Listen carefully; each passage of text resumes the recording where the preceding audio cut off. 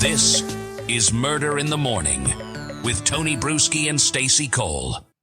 It's Stacey Cole and Carol Hughes this morning, or whenever you're listening. We are continuing on with the lunatics of the world, I guess you could say.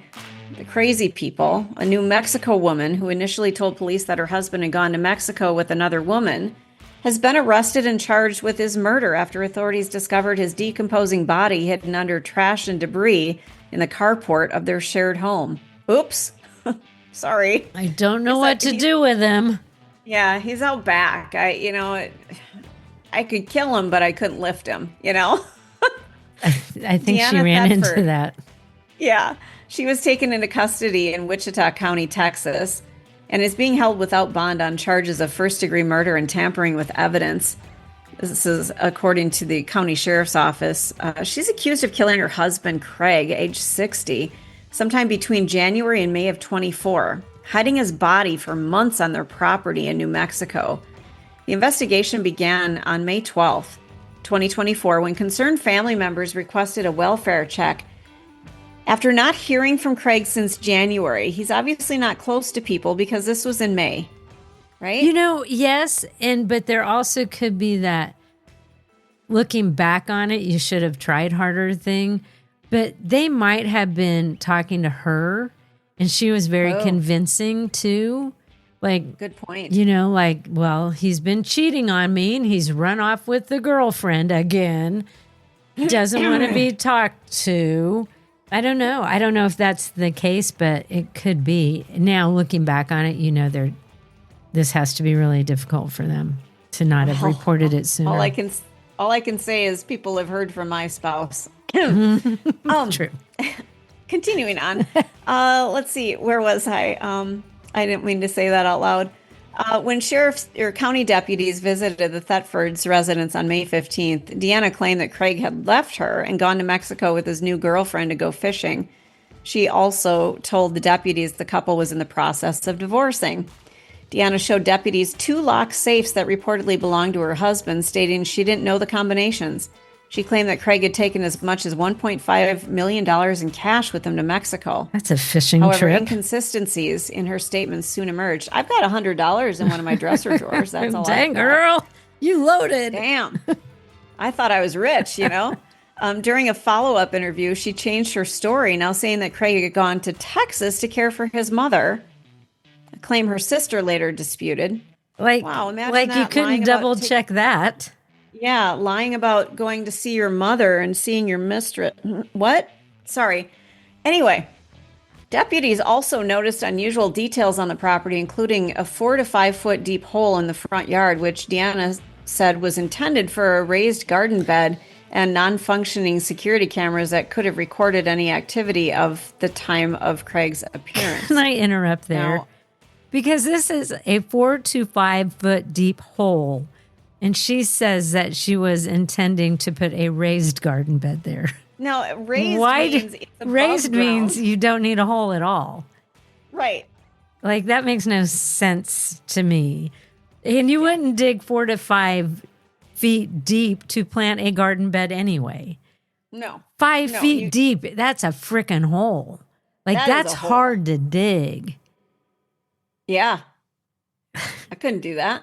So, yeah, I'm sure that when she's like, I'm digging this really deep hole for a raised garden bed, you could just see the law enforcement yeah, right. Yeah, I call bullshit on that.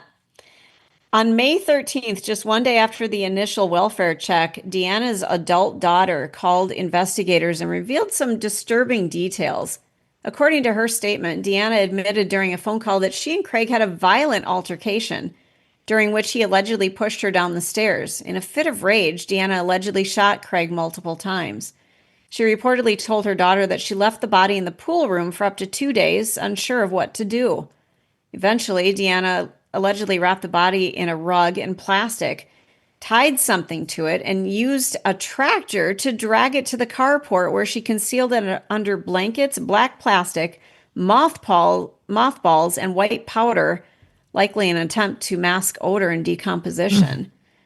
I'm sorry, dead bodies stink. There's nothing you can do other than professional burial to stop that. So Well, and she has to live on some property that isn't next to anybody, because Yeah. you backing up a tractor and pulling something out of your house is going to look suspicious. Well, and after a while, your neighbors are going to be like, what is that stench? God, no shit. I mean, when my neighbors are barbecuing, I am like, oh, please invite me over. Smells, your neighbors smell everything. Ugh. Armed with a search warrant, investigators returned to the home on June 17th. Just as Deana had described to her daughter, Craig's remains were found in the carport, hidden beneath layers of trash and debris. An autopsy later confirmed that Craig had been shot multiple times, and he had been dead for several weeks to a few months. His manner of death was ruled a homicide. By the time the body was discovered, Deana had already relocated to Seymour, Texas, where she had purchased property in 2024, allegedly using cash. My God. Investigators later opened the safes with the help of a locksmith and found about $84,000 as well as firearms and ammunition, casting doubt on Deana's original claim that Craig had taken large sums of money with him to Mexico. Authorities noted that people had become suspicious of her sudden access to cash, prompting further scrutiny into her finances and property purchases. She was arrested in Texas and is currently being held in jail and awaiting extradition to New Mexico. She faces first-degree murder and tampering with evidence charges. As of now, no bond has been set. The case is expected to proceed through both New Mexico and Texas judicial systems. Prosecutors likely are going to argue that the crime was premeditated, followed by a deliberate attempt to conceal the body and mislead investigators. There's no announced trial date. It remains unclear whether she has retained legal counsel. How do you have that much money lying around in cash? And That's what I want to how know. could you take off to Texas, buy a house, and leave that $85,000 behind? Well, Like, if you've got millions, yeah. what's 85,000? That's you know what that's like. I'm moving right now. If you overheard some of my grunts and during this story, I am in the process of moving. And like opening drawers and there's pennies. Like I've left a few pennies, but if there's a quarter, I grab it. Oh, yeah. Yeah, Yeah, like it's money. money left behind, it's a big deal. Unless you have a lot. And I don't understand all of this too, because so she moves to Texas, buys a new house there, and I'm assuming was just going to let her old house fall apart. Like, because she couldn't have sold it. There's a dead body there. And, Good point.